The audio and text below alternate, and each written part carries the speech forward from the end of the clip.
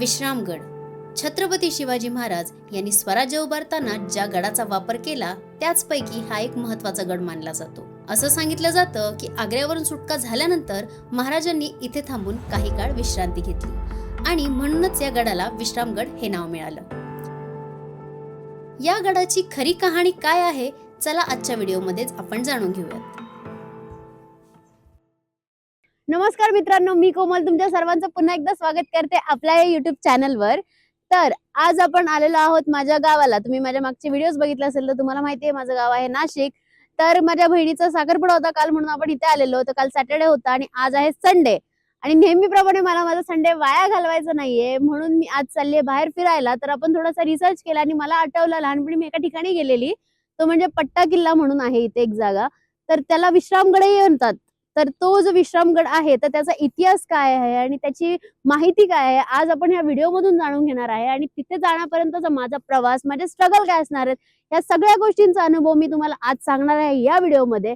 पण त्याच्या आधी आपल्या या चॅनलला सबस्क्राईब केलं नसेल तर नक्की सबस्क्राईब करा, जेणेकरून अशा प्रकारच्या माहितीपूर्ण व्हिडिओ तुमच्यासमोर नेहमी घेऊन येऊ शकेल.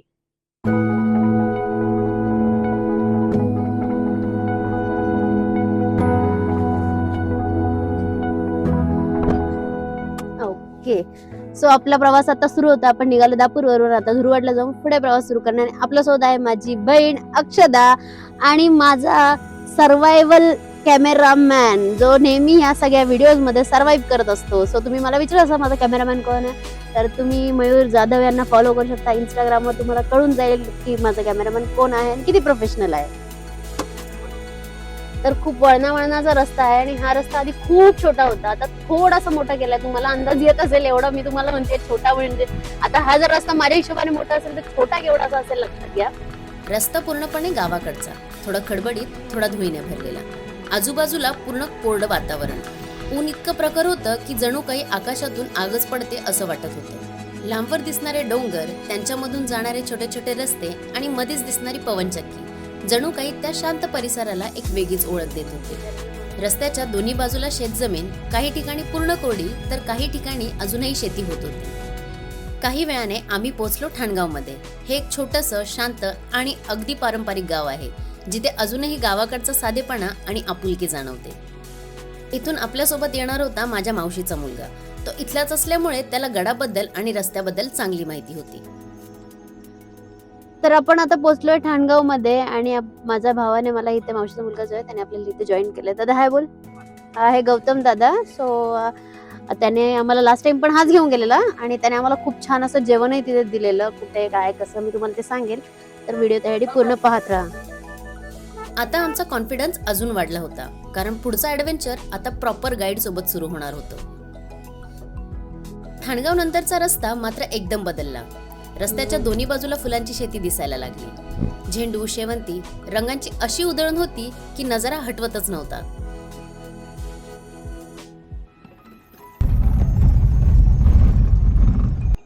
तर आपण इथे जे ठाणगाव इथे थांबलेलो होतो, तर ठाणगाव हे नाशिक जिल्ह्यातील सगळ्यात शेवटचं गाव आहे आणि त्यानंतर सुरू होते ही अहिल्यानगर जिल्ह्याची हद्द. तर आपण आता अहिल्यानगर मध्ये चाललो आणि तुम्ही मग असे बघितले होते रस्ते किती चांगले होते. आणि मी जस्ट दादाला विचारलं, दादा हे इथे असं रस्ते का लगेच खराब झाले, तर त्याने मला हे कारण दिलं की हे नगर मध्ये येतात आता, म्हणून इथून असे रस्ते प्रॉब्लेम सुरू होत आहेत.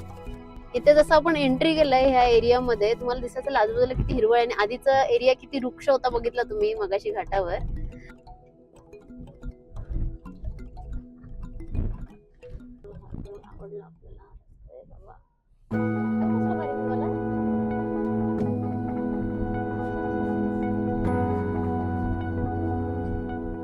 समोर एक मोठा वळणदार डोंगर दिसत होता. त्या डोंगरावरून वळण घेत जाणारा रस्ता पाहून आम्ही सगळेच एक्साइटेड झालो आणि मनात एकच विचार येत होता, जर आता इतकं सुंदर दिसतंय तर पावसाळ्यात इथलं सौंदर्य किती अप्रतिम असेल.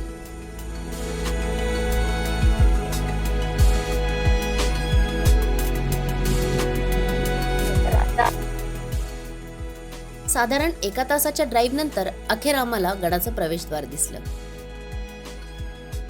इथे म्हटलं जातं ही जी विहीर आहे ही महाराजांच्या काळात बांधलेली आहे ही विहीर आणि हिचं पाणी कधीच संपत नाही. सो काही इतिहास आपला एकदम आहे जो खूप इंटरेस्टिंग आहे. आपण इथे जमलं तर विचारू लोकांना. तर आता आपण इथे पोहोचलेलो आहोत विश्रामगडाच्या पायथ्याशी आणि इथे जर वरती बघितलं तर जवळपास मला जितकं आठवतंय 1 तासाचा ट्रेक मला इथे अंदाजाने वाटतोय. सो लास्ट टाईम जेव्हा आम्ही आलेलो तेव्हा इथे पर्यटक विभाग आणि I think Forrest area forest officers जे असतात त्यांचं ऑफिस आहे वरती. सो ते चार्ज करतात. तर इथल्या सगळ्या गोष्टींचं रक्षण करणं आणि ह्या सगळ्या गोष्टी म्हणजे इथे स्वच्छता ठेवणं ह्यांची ते जबाबदारी घेतात.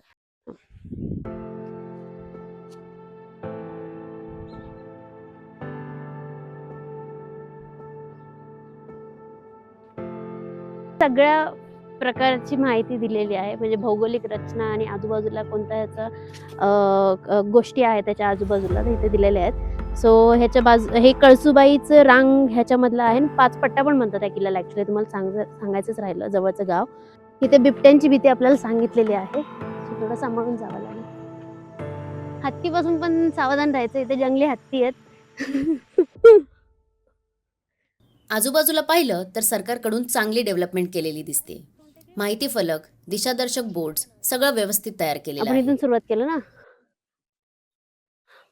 तर हा आहे पूर्ण ह्याचा किल्ल्याचा मॅपला जो आहे पट्टा किल्ला त्याचा सगळं दिलेलं आहे. इथे काय काय बघायचंय, कुठे कुठे जायचंय आणि मस्त एकदम छान असं ह्याचं एक्सप्लेनेशन दिलंय. आता सुरू झाली खरी चढाई.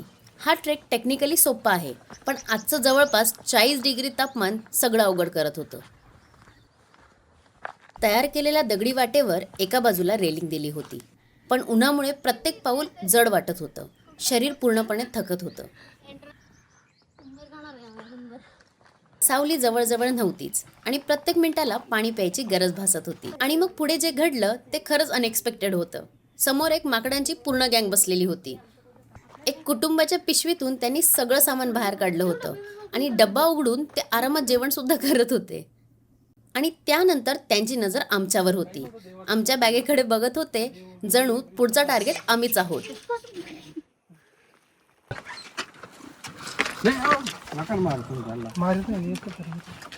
सुपारीचं काय चाललंय एवढं? हे जर चिथाळे देव कुठं घेऊन नाही जाणार ते? पिल्लांच्या बाजूला नको जायला. 2 मिनिटं पिल्लांना तिकडून जाऊ दे. बॅग तुम्ही अडकवलेली का? अडकवलेली बॅग? शेवटी आम्ही एक चिप्सचं पाकिट दिलं आणि त्या डिस्ट्रॅक्शन मध्ये समहाव आम्ही तिथून पुढे निघालो.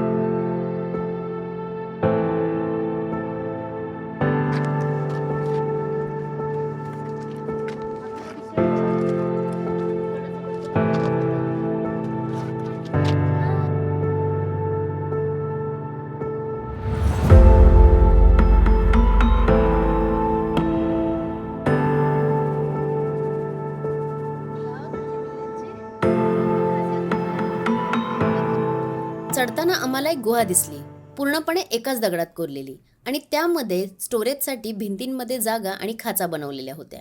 इथे दिवे ठेवायला ही जागा असणार. दिवे ठेवायचे इथे. इतिहासात कदाचित इथे घोडे किंवा जनावरे बांधली जात असावीत. इंटरेस्टिंग. असं इथं झाडं कोणतं त्या कोपऱ्यात आहे. मला वाटतं तिथं झोपत असतील ते रात्रीचे. इथे छान असं एक अशी कमान आहे दरवाजाची आणि अजून असं खाली उतरायला रस्ता आहे. वाव. पुढे आम्ही आलो त्र्यंबक दरवाजाकडे. छोटंसं पण खूप सुंदर असं दगडी प्रवेशद्वार.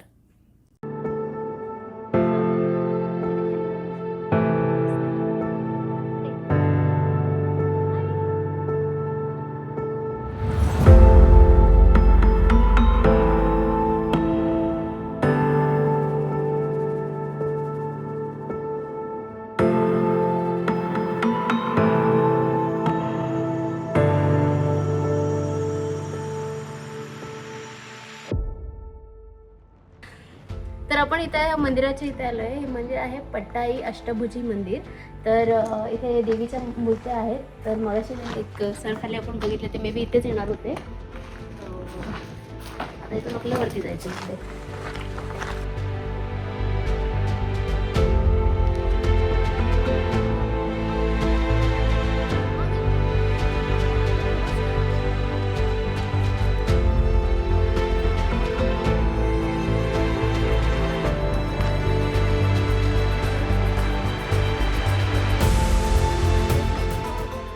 शेवटी आम्ही पोचलो गडाच्या माथ्यावर. समोर एक सुंदर गार्डन आणि मध्यभागी उभी असलेली छत्रपती शिवाजी महाराजांची भव्य मूर्ती. तो क्षण खरंच खास होता. इतक्या कष्टानंतर वर पोचल्यावर मिळालेली शांतता आणि समाधान शब्दात सांगणं कठीण आहे.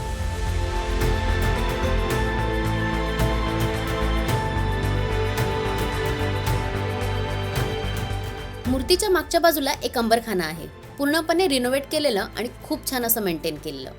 आत गेल्यावर एकदम थंडावा जाणवतो आणि आतमध्ये महाराजांच्या काळातील घटना, युद्ध, पराक्रम सगळं सुंदर आर्टवर्क मध्ये दाखवलेलं आहे.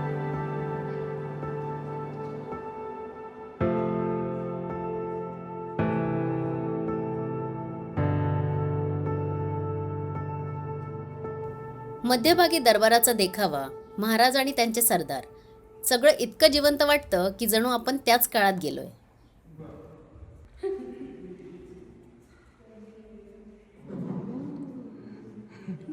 गड खूप मोठा आहे. अजून एक्सप्लोर करण्यासारखं खूप काही होतं, पण उन्हामुळे आणि वेळेच्या अभावी आम्हाला खाली उतरावं लागलं. खाली आमच्यासाठी एक स्पेशल सरप्राईज वाट पाहत होतं. तर आपण आता इथे आलेलो आहे हॉटेल पट्टा किल्लाला आणि इथे आम्ही लास्ट टाइम आलेलो तर इथे खूप डेव्हलपमेंट चांगली केलेली. त्यावेळेस आम्ही खाली बसलो. इथे टेबल वगैरे आता टाकलेले आहेत. एकदम छान असं जेवण त्यांनी आपल्याला म्हटले आता आणून देतील म्हणून. तर हे आपलं आहे स्टार्टर. हे काय आहे दादा? चिकन सुक्का? नाही, कोंबड्याचं मटण. कोंबड्याचं मटण. तर आमचं स्टार्टर आता खाऊन झालं. आता आम्ही मेन कोर्सकडे झालो. स्टार्टरने अर्ध्यापेक्षा जास्त पोट भरलंय. चिकन सुक्का, तिखट रस्सा, चपाती, भात, गावरान कोंबडी थाळी. इतक्या थकव्यानंतर हे जेवण म्हणजेच खरंच स्वर्गीय अनुभव होता.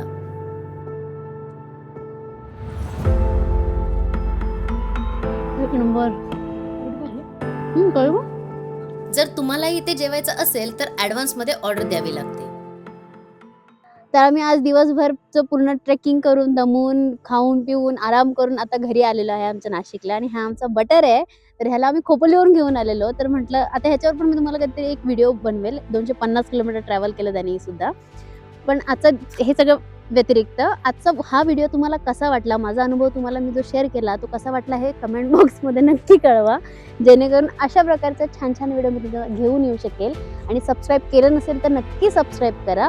भेटूयात पुढच्या व्हिडिओपर्यंत. तोपर्यंत टाटा, बाय बाय.